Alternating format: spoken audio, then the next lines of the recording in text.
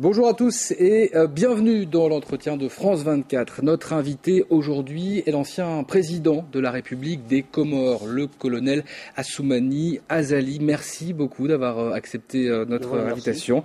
Monsieur le Président, vous venez avec votre livre « Quand j'étais président », un livre qui raconte votre parcours, votre accession au pouvoir, les vérités d'un chef d'État. Il faut dire que vous êtes arrivé à la présidence en 1999 à la faveur d'un coup d'État avant d'être élu par le peuple. C'est important. En 2002, on va en parler.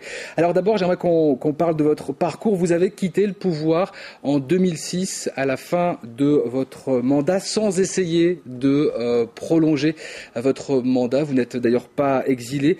C'est plutôt rare sur le continent africain.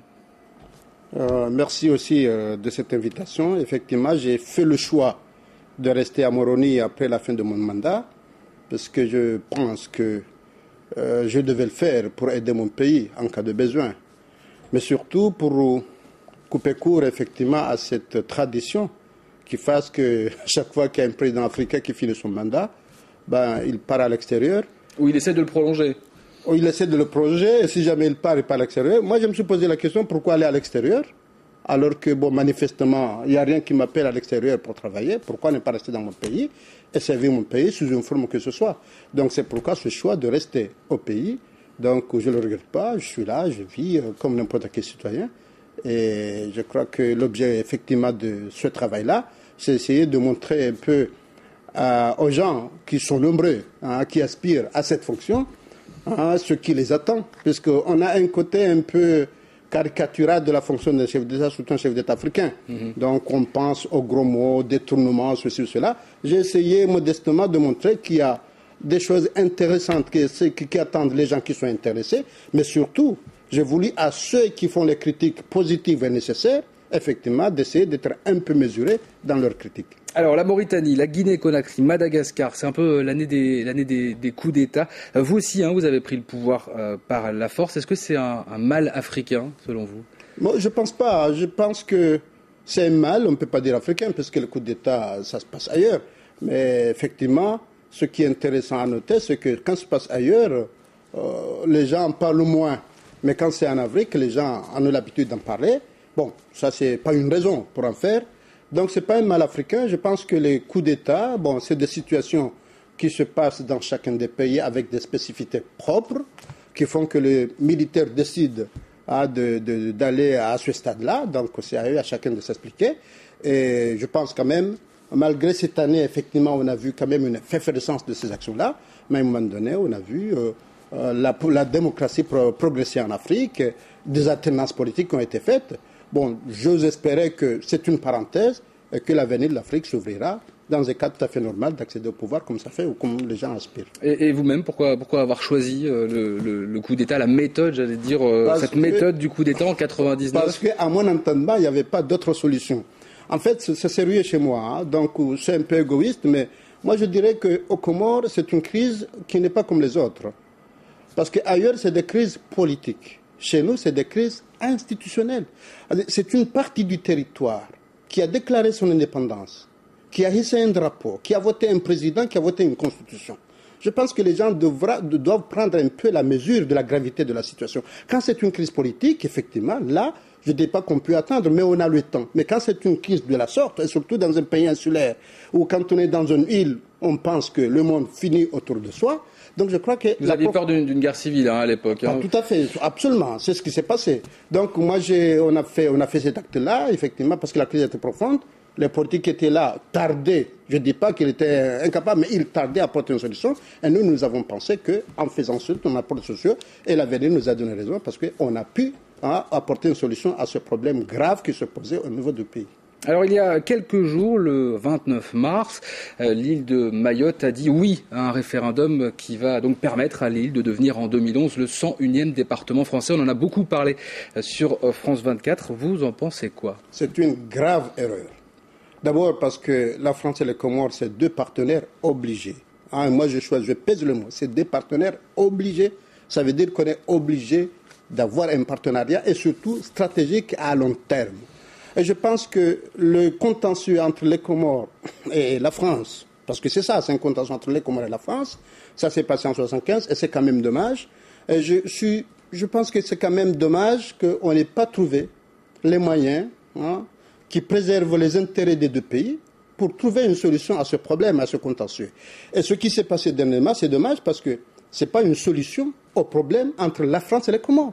C'est une solution franco-française. Pour vous, tant que les Comores n'auront pas, entre guillemets, récupéré Mayotte, ça voudrait dire que l'indépendance ne sera pas réelle? Récupérer, c'est peut-être de dernier stade. Tant que la France et les Comores ne vont pas s'asseoir autour d'une table pour trouver une solution à un problème entre les Comores et la France, toute solution qui serait apportée à cette question-là, pour moi, ça n'est pas une. Donc, en fait, il faut effectivement qu'on discute de ce problème-là. La Mayotte comorienne, le droit international nous l'accorde, et c'est ainsi.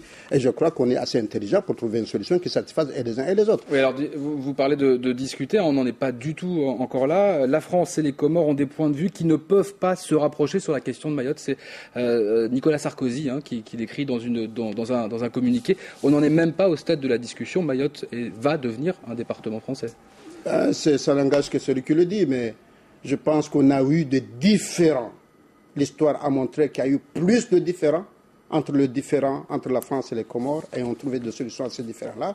Et je suis très désolé qu'on en parle à ce stade, alors que pour moi, je ne vais pas aller dans des analyses profondes, mais je pense qu'on a tout à gagner à trouver une solution au problème, plutôt à se laisser ce problème gangréner et qui, à terme, risque effectivement de nuire aux relations entre les deux pays. Et je pense que à terme, et la France et Mayotte verront qu'il était nécessaire à ce que la solution soit consensuelle plutôt que ça soit une solution unilatérale. Plus de 95%, c'est le chiffre du référendum, plus de 95% pour le oui. Est-ce que ça vous parle tout de même, ce chiffre? Je vous rappelle à un chiffre, 86% en 1974, qui a dit oui à l'indépendance des Comores. Et ce chiffre-là n'a pas été respecté. Donc aujourd'hui, c'est une raison pour ne pas respecter. Si les gens qui parlent de 90%, si c'est 90% c'est le 90% qui prime.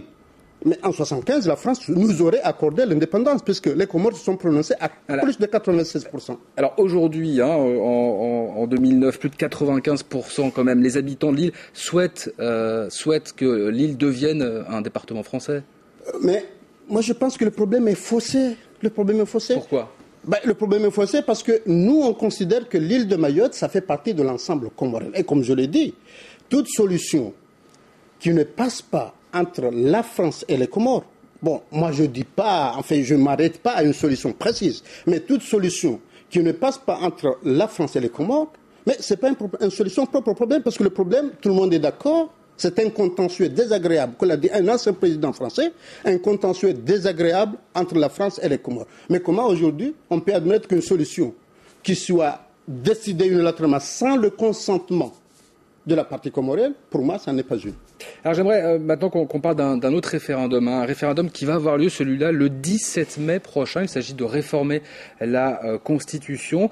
Vous avez fait d'ailleurs le choix dans votre livre de ne pas parler de votre successeur, le président Sambi. C'est lui qui souhaite cette réforme. Est-ce que vous soutenez cette réforme de la Constitution ? Comme je n'en ai pas parlé dans le livre... Vous pouvez en parler sur France 24. Non, je n'ai pas fait le choix. Mais tout ce que je peux dire, c'est que je me souviens que le président Sambi avait prêté serment. Il avait juré qu'il ne va pas modifier la Constitution, ne serait-ce que d'une virgule. Jusqu'à preuve de contraire, je lui fais confiance. Et c'est un homme de parole. Et j'espère qu'il va respecter ses paroles. Là, précisément, il s'agit, pour les téléspectateurs, il s'agit d'allonger le mandat présidentiel d'un an, de réduire le pouvoir des présidents de chaque île. Non, là. Vous savez, c'est pourquoi moi je ne porte pas encore de jugement, parce qu'il y a une telle confusion dans le débat qu'on n'arrive pas à se situer. D'après le président Sambi, il n'est pas question d'allonger son mandat. C'est ce qu'il dit. Même dernièrement, il l'a dit. Qu'il ne cherche pas à rajouter même pas un jour dans son mandat. Mais c'est vrai, les propositions des projets qui sont exposés, il y a des confusions dans ces projets-là. Donc, ça manque de netteté. C'est pourquoi moi, je n'ose pas m'en parler, puisque le président ici dit qu'il ne veut pas rajouter un mandat. On a un projet, effectivement, qui laisse entendre que si ce projet-là est voté et adopté, il peut rallonger le mandat du président, pendant que lui, il dit qu'il n'en veut pas. Donc le premier projet, il a été retiré, tout le monde le sait.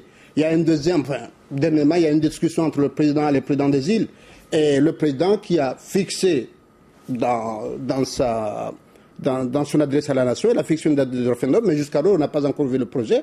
Et je crois qu'il faut faire le projet avant de se prononcer. Mais rapidement, si ce projet consiste véritablement à allonger le mandat présidentiel, est-ce que vous le condamnez ? Bon, le condamner, moi je pense que l'accord de Fomboni qu'on a adopté le 17 février 2001, et qui a requis tout autour un consensus, qui a fait qu'effectivement la crise séparatiste s'est quand même assouplie. C'était pas une solution, enfin c'était pas la meilleure solution, mais c'était la moins mauvaise des solutions. Je pense qu'on a intérêt à préserver ce consensus et que si on devrait revoir ces constitutions, mais qu'elle se fasse d'une façon consensuelle. Donc pas de changement de la Constitution. Une question sur les Comores en général. Un archipel où vivent 600 000 habitants avec une architecture très complexe, vous l'avez dit, qui provoque beaucoup de conflits entre le pouvoir central et puis les institutions de chacune des îles. Quel est, vous, votre sentiment sur l'avenir des Comores ? Moi, je pense que les gens exagèrent un peu ces conflits.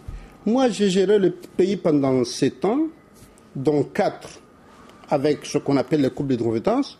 Pour moi, c'était tout à fait naturel. Tout à fait naturel. Bon, c'est une première. On est à une première expérience.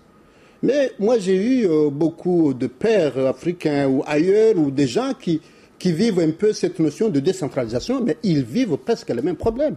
Bon, ici en France, on a affaire à un État centralisé en outrance, mais on voit un peu les problèmes qu'il y a. Donc, je crois que les gens en ont exagéré, et moi, je crois qu'on doit prendre ça comme hypothèse, que quand on a un pays insulaire, et qu'on va aller dans un exercice de décentralisation, il faut psychologiquement s'attendre à une contradiction entre les différentes instances, et il faut les gérer avec. Moi, je crois que cette solution, comme je l'ai dit, même si ce n'est pas la meilleure, c'est la moins mauvaise, la décentralisation doit avoir lieu dans un pays et surtout insulaire, et qu'on doit apprendre à travailler entre eux, quelles que soient les contradictions qui entre les autorités du pays. Assoumani Azali, merci beaucoup d'avoir été notre invité sur France 24. Je rappelle le titre de votre livre, Quand j'étais président, aux éditions du Boiris. Voilà, c'est la fin de cet entretien. Merci à tous de l'avoir suivi. L'information continue sur France 24.